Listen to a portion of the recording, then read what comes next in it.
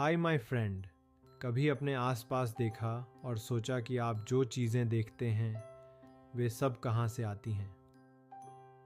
आपके कपड़े, सड़क पर चलने वाली कारें, यहाँ तक कि आपके पसंदीदा स्नैक्स, ये सब कारखानों, फैक्ट्रीज में मेहनती लोगों और मशीनों द्वारा बनाए जाते हैं। कारखानों में मशीनों और चीज़ों को कैसे बनाया जाता है, इसका पता लगाने के लिए तैयार हो जाइए। यह सब विनिर्माण उद्योगों, मैन्युफैक्चरिंग इंडस्ट्रीज में होता है, जो हमारे देश की अर्थव्यवस्था, इकोनॉमी की रीढ़ है। What is manufacturing? विनिर्माण क्या है? विनिर्माण, मैन्युफैक्चरिंग का अर्थ है चीज़ें बनाना। यह कच्चे माल, रॉ मटेरियल को तैयार उत्पादों, फिनिश्ड प्रोडक्ट्स में बदलने की प्रक्रिया है।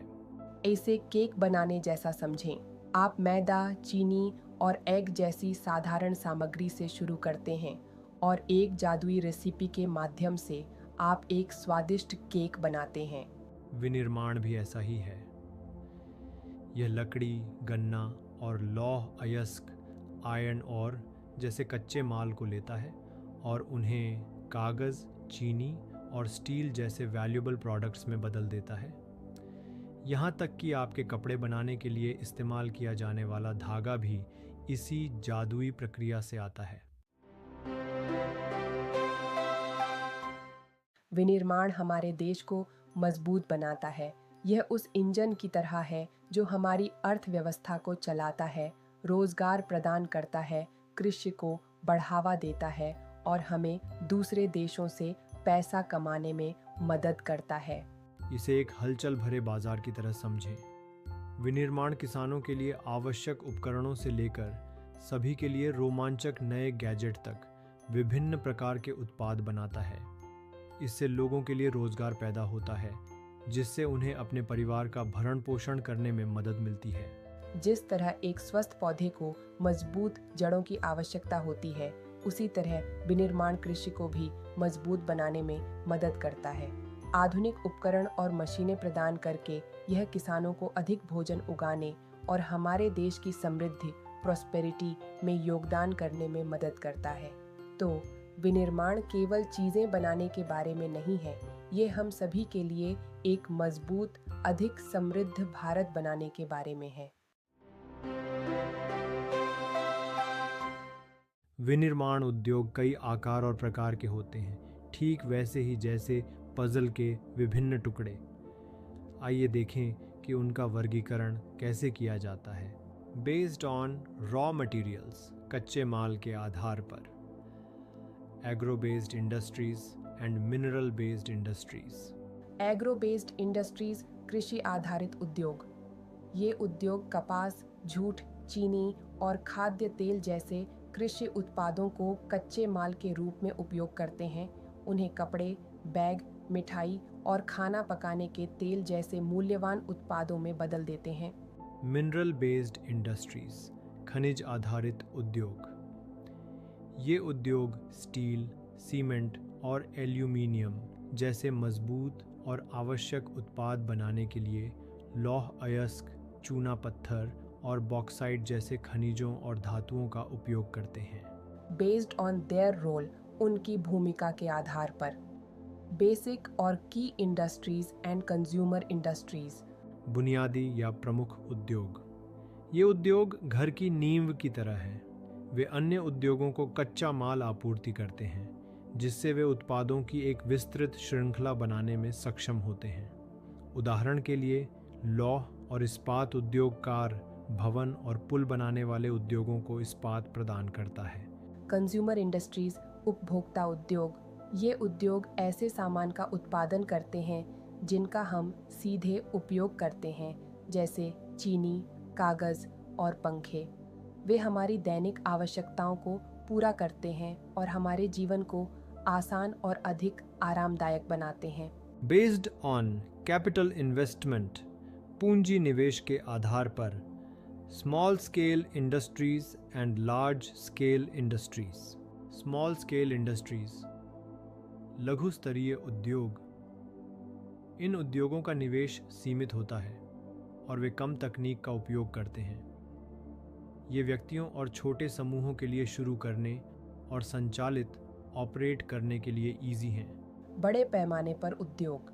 इन उद्योगों को उच्च पूंजी निवेश की आवश्यकता होती है और वे उन्नत तकनीक का उपयोग करते हैं। वे रोजगार और अर्थव्यवस्था को बढ़ावा देने में महत्वपूर्ण भूमिका निभाते हैं। बेस्ड ऑन ओनरशिप, स्वामित्व के आधार पर public sector, private sector, joint sector and cooperative sector. Public sector, सार्वजनिक क्षेत्र, इन उद्योगों का स्वामित्व और संचालन सरकार द्वारा किया जाता है, यह सुनिश्चित करते हुए कि आवश्यक सेवाएं और उत्पाद सभी के लिए उपलब्ध हों। उदाहरण हैं भारत हेवी इलेक्ट्रिकल्स लिमिटेड, भेल, और steel authority of India limited, SAIL. निजी क्षेत्र, प्राइवेट सेक्टर, इन उद्योगों का स्वामित्व और संचालन व्यक्तियों या समूहों द्वारा किया जाता है, जिससे प्रतिस्पर्धा और नवाचार, कंपटीशन एंड इनोवेशन की अनुमति मिलती है। उदाहरण हैं TISCO, Tata iron and steel company और Bajaj auto limited. Joint sector, संयुक्त क्षेत्र, इन उद्योगों को सरकार और निजी व्यक्तियों द्वारा संयुक्त रूप से चलाया जाता है। उदाहरण ऑनेल इंडिया लिमिटेड है।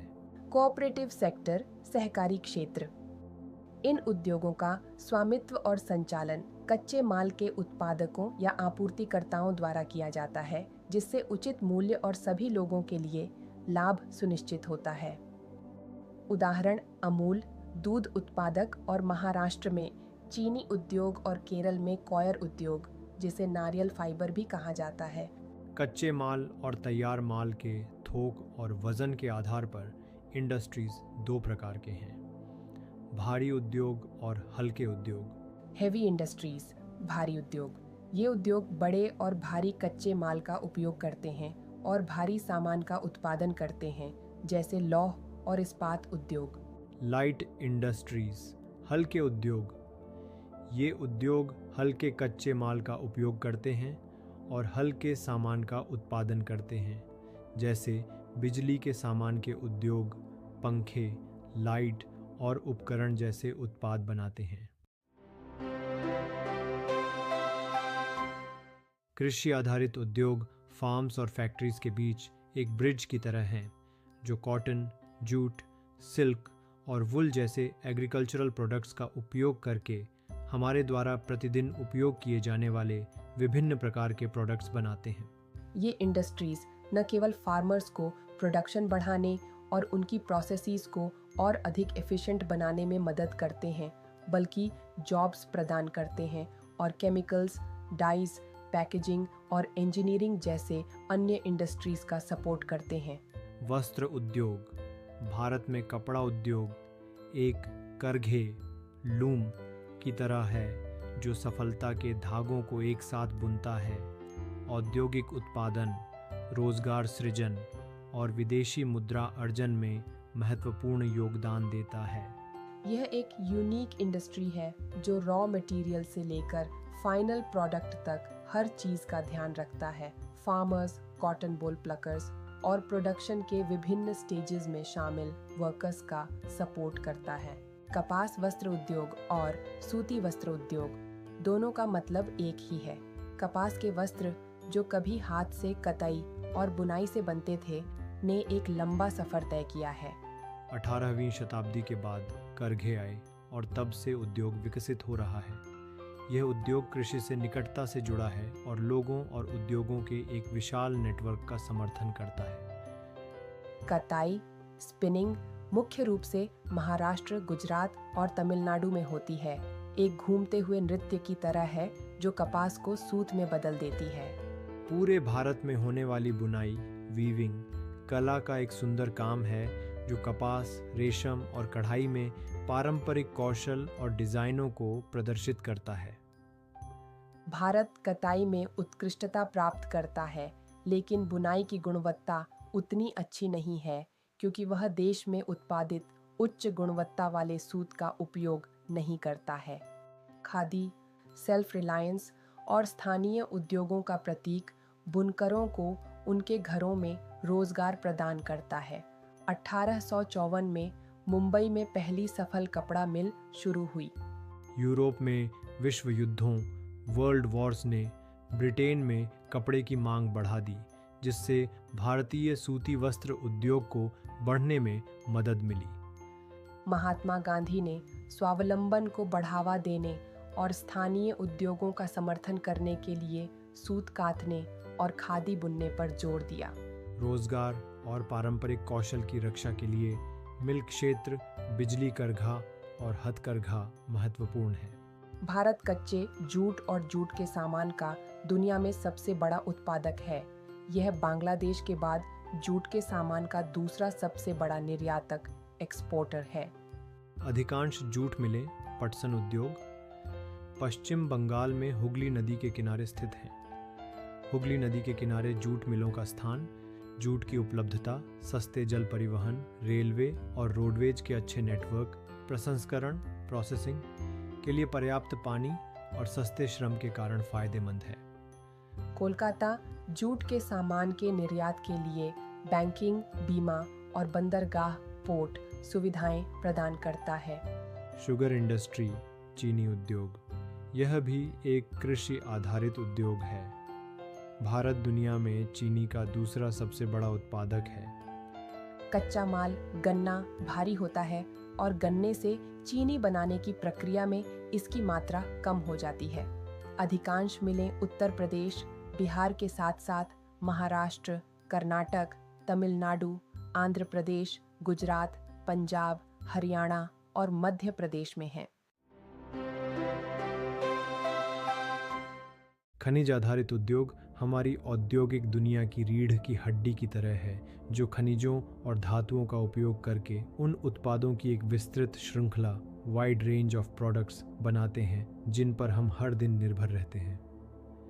The iron and steel industry, लौह और इस्पात उद्योग। यह उद्योग एक शक्तिशाली इमारत की नींव की तरह है, जो अपने मजबूत और बहुमुखी उत्पादों के साथ अन्य सभी उद्योगों का समर्थन करता है।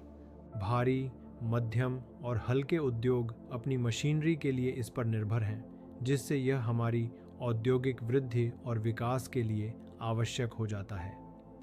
इस्पात, स्टील का उपयोग इंजीनियरिंग सामान और निर्माण सामग्री से लेकर रक्षा उपकरण, डिफेंस इक्विपमेंट, चिकित्सा उपकरण, मेडिकल इक्विपमेंट और उपभोक्ता वस्तुओं तक सब कुछ बनाने के लिए किया जाता है। लौह और इस्पात एक भारी उद्योग है, क्योंकि कच्चा माल और तैयार माल भारी होते हैं, जिससे परिवहन लागत अधिक होती है। लौह अयस्क, कोकिंग कोल और चूना पत्थर स्टील उत्पादन में प्रमुख सामग्री है और स्टील को कठोर बनाने के लिए मैंगनीज मिलाया जाता है। लागत को कम करने और कुशल उत्पादन सुनिश्चित करने के लिए इस्पात संयंत्र, स्टील प्लांट्स रणनीतिक रूप से कच्चे माल के स्रोतों और अच्छे परिवहन नेटवर्क के पास स्थित हैं।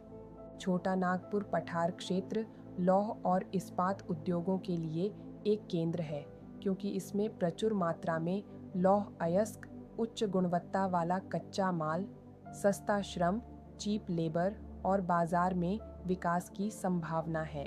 एल्यूमिनियम स्मेल्टिंग, एल्यूमिनियम प्रगलन, यह उद्योग धातुओं की दुनिया में एक चमकते सितारे की तरह है, जो हल्के, जंग प्रतिरोधी और ऊष्मा चालक एल्यूमिनियम का उत्पादन करता है। एल्यूमिनियम का उपयोग विमान, बर्तन और तार बनाने के लिए किया जाता है और इसे इस्पात, तांबा, जस्ता और सीसा के विकल्प के रूप में भी इस्तेमाल किया जा सकता है। एल्यूमिनियम प्रगलन संयंत्र ओडिशा, पश्चिम बंगाल, केरल, उत्तर प्रदेश, छत्तीसगढ़, महाराष्ट्र और तमिलनाडु सहित पूरे भारत में स्थित हैं। एल्यूमिनियम के लिए कच्चा माल, बॉक्साइट, एक भारी लाल रंग की चट्टान है। कुशल उत्पादन सुनिश्चित करने के लिए उद्योग को नियमित रूप से बिजली की आपूर्ति और न्यूनतम लागत पर कच्चे माल के विश्वसनीय स्रोत, रिलायबल सोर्स की आवश्यकता होती है। द केमिकल इंडस्ट्री, रासायनिक उद्योग। भारत में रासायनिक उद्योग लगातार बढ़ रहा है और विकसित हो रहा है। इसमें बड़े और छोटे पैमाने की विनिर्माण, मैन्युफैक्चरिंग इकाइयाँ दोनों शामिल हैं, जो विभिन्न उद्योगों, कृषि और यहाँ तक कि हमारे घरों में उपयोग किए जाने वाले रसायनों की एक विस्तृत श्रृंखला वाइड रेंज का उत्पादन करती है। अकार्बनिक रसायन जैसे sulphuric acid, nitric acid, soda ash और कास्टिक सोडा कई औद्योगिक प्रक्रियाओं के निर्माण खंड बिल्डिंग ब्लॉक्स हैं। कार्बनिक रसायन, जिनमें पेट्रोकेमिकल शामिल हैं, पेट्रोलियम और प्राकृतिक गैस से प्राप्त होते हैं और प्लास्टिक और सिंथेटिक फाइबर से लेकर उर्वरक और फार्मास्यूटिकल्स तक विभिन्न प्रकार के उत्पादों को बनाने के लिए उपयोग किए जाते हैं। ये उद्योग पूरे देश में फैले हुए हैं, जिनमें कार्बनिक रासायनिक संयंत्र अक्सर तेल रिफाइनरियों या पेट्रोकेमिकल संयंत्रों के पास स्थित होते हैं। रासायनिक उद्योग स्वयं का सबसे बड़ा उपभोक्ता है, जो अन्य रसायनों का उत्पादन करने के लिए बुनियादी रसायनों बेसिक केमिकल्स का उपयोग करता है। द फर्टिलाइजर इंडस्ट्री उद्योग कृषि के लिए नाइट्रोजन युक्त उर्वरक, फॉस्फेटिक उर्वरक और जटिल उर्वरक कॉम्प्लेक्स फर्टिलाइजर्स का उत्पादन करता है। पोटाश पौधों की वृद्धि के लिए एक आवश्यक पोषक तत्व पूरी तरह से आयात किया जाता है, क्योंकि भारत में प्रयोग करने योग्य भंडार नहीं है।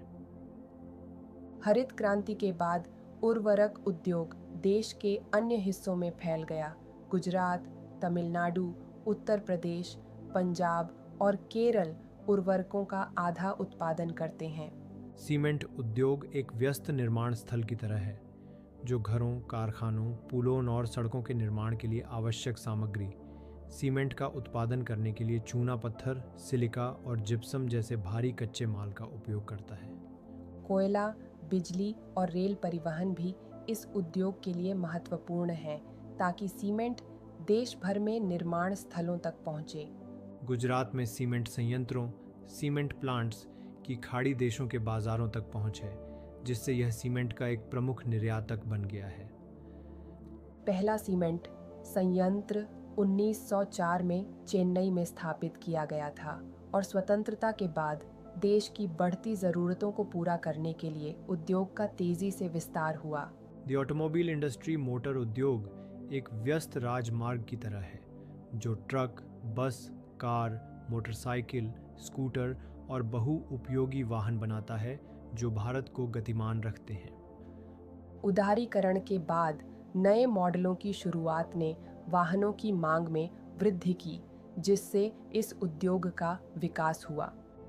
यह उद्योग दिल्ली, गुरुग्राम, मुंबई, पुणे, चेन्नई, कोलकाता, लखनऊ, इंदौर, हैदराबाद, जमशेदपुर और बेंगलुरु जैसे प्रमुख शहरों के आसपास स्थित है, जो रोजगार प्रदान करता है और अर्थव्यवस्था में योगदान देता है। The information technology and electronics industry प्रौद्योगिकी और इलेक्ट्रॉनिक्स उद्योग परस्पर जुड़े उपकरणों इंटरकनेक्टेड डिवाइसेस के एक विशाल नेटवर्क की तरह है, जो transistor set, television, telephone, computer और दूरसंचार उपकरण सहित उत्पादों की एक विस्तृत श्रृंखला का उत्पादन करता है। बेंगलुरु भारत की इलेक्ट्रॉनिक राजधानी बन गया है। यह उद्योग मुख्य रूप से बेंगलुरु, नोएडा, मुंबई, चेन्नई, हैदराबाद और पुणे में केंद्रित है और इसने रोजगार के अवसरों में बहुत वृद्धि की है। भारत में आईटी उद्योग की सफलता के लिए हार्डवेयर और सॉफ्टवेयर टेक्नोलॉजी में वृद्धि महत्वपूर्ण है। यद्यपि उद्योग भारत के आर्थिक विकास में महत्वपूर्ण भूमिका निभाते हैं, जिससे प्रदूषण और पर्यावरणीय क्षति होती है। उद्योग 4 प्रकार के प्रदूषण के लिए जिम्मेदार हैं: वायु, जल, भूमि और ध्वनि। यहाँ तक कि बिजली पैदा करने वाले थर्मल पावर प्लांट भी इस पर्यावरणीय चुनौती है। वायु प्रदूषण सल्फर डाइऑक्साइड और कार्बन मोनोऑक्साइड जैसी अवांछनीय गैसों के उच्च स्तर के कारण होता है। वायु प्रदूषण में हवा में मौजूद धूल, स्प्रे, धुंध और धुआंओं जैसी छोटी छोटी चीज़ें शामिल हैं। ये रासायनिक और कागज़ संयंत्रों के साथ साथ ईंट भट्टों, रिफाइनरियों और प्रगलन संयंत्रों जैसे कारखानों से आते हैं।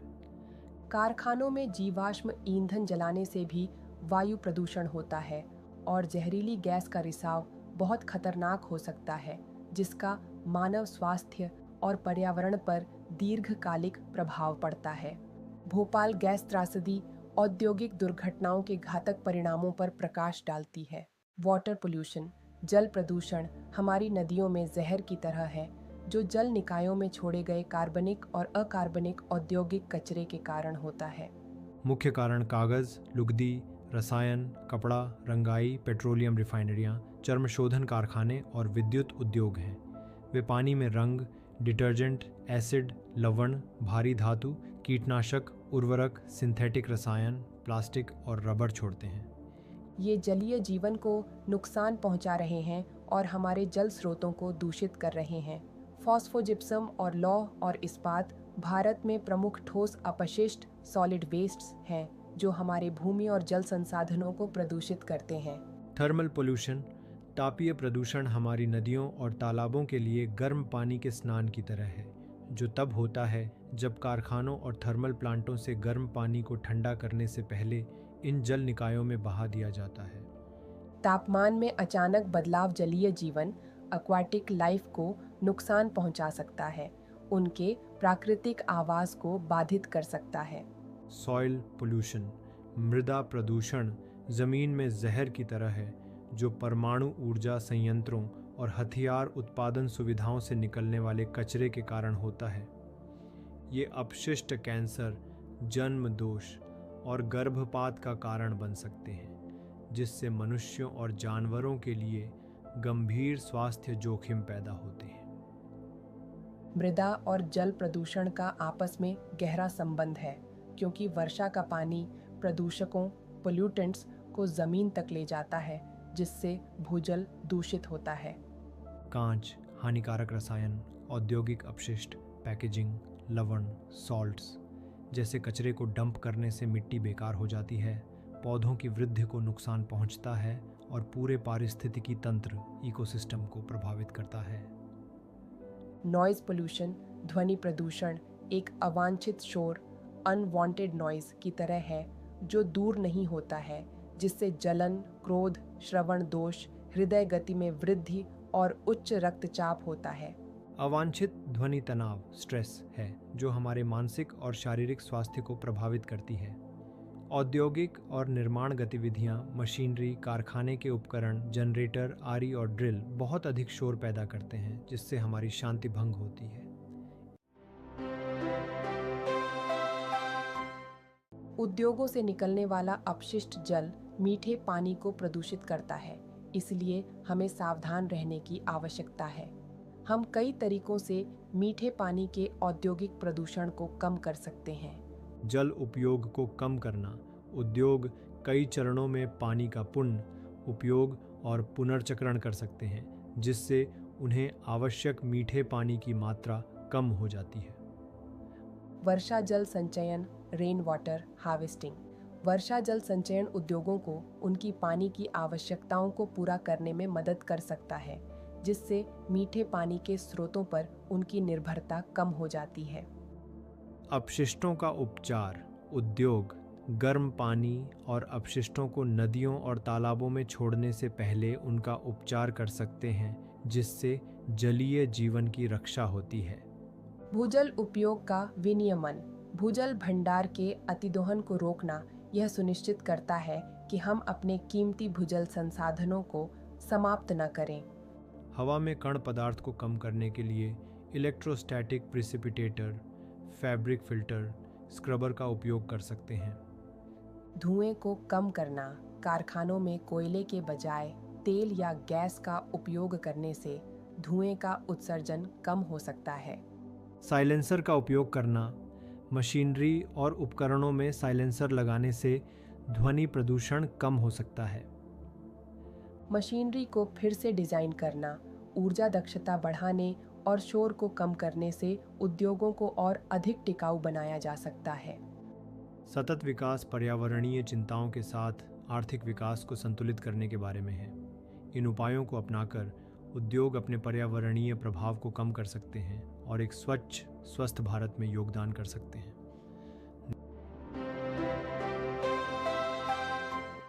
NTPC national thermal power corporation Bharat में एक प्रमुख बिजली प्रदाता है और इसके पर्यावरण प्रबंधन प्रणाली के लिए ISO international organisation for standardisation प्रमाणन सर्टिफिकेशन है। ISO मानक कंपनियों और संगठनों को यह सुनिश्चित करने में मदद करते हैं कि उनके उत्पाद और सेवाएं सुरक्षित, विश्वसनीय और पर्यावरण के लिए अच्छे हैं। NATPC हमारे पर्यावरण का एक सावधान संरक्षक है, प्राकृतिक संसाधनों का संरक्षण करता है और प्रदूषण को कम करता है। उपकरणों के उपयोग का अनुकूलन, ऑप्टिमाइजिंग इक्विपमेंट यूज, ये सुनिश्चित करना कि उपकरणों के प्रत्येक टुकड़े का कुशलतापूर्वक उपयोग किया जाए, अपव्यय को कम किया जाए और संसाधनों के उपयोग को कम किया जाए। अपशिष्ट उत्पादन को कम करना, मिनिमाइजिंग वेस्ट जनरेशन, राख उपयोग जैसे संसाधनों के उपयोग को कम करने और अधिकतम करने के तरीके खोजना। ग्रीन बेल्ट प्रदान करना, प्रोवाइडिंग ग्रीन बेल्ट्स, अपने बिजली स्टेशनों के आसपास हरित स्थान बनाना, पारिस्थितिक संतुलन का पोषण करना और वन्य जीवों के लिए आवास प्रदान करना। प्रदूषण को कम करना, रिड्यूसिंग पोल्यूशन, प्रदूषण को कम करने के लिए राख तालाब प्रबंधन, राख जल पुनर्चक्रण और तरल अपशिष्ट प्रबंधन जैसे उपायों को लागू करना। पारिस्थितिक निगरानी, इकोलॉजिकल मॉनिटरिंग, अपने सभी बिजली स्टेशनों के लिए एक ऑनलाइन डेटाबेस की नियमित रूप से समीक्षा और प्रबंधन करना, उनके पर्यावरणीय प्रभाव पर नज़र रखना और यह सुनिश्चित करना कि वे स्थायी रूप से काम कर रहे हैं।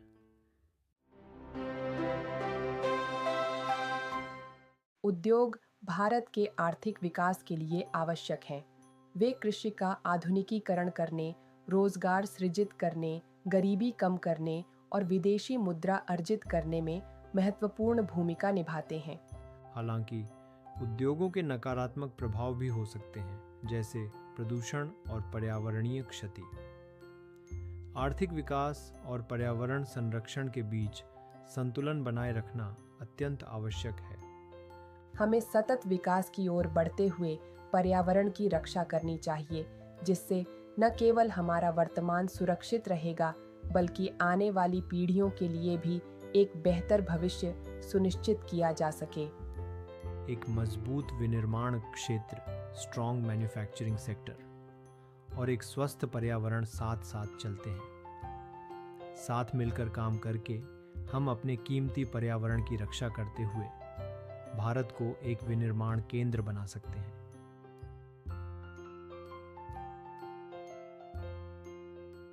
Got any questions? Ask in the comments below. We are here to help. Subscribe for more. And let's keep learning together. That's a wrap. Now go out there and amaze the world with what you've learned. See you in the next one.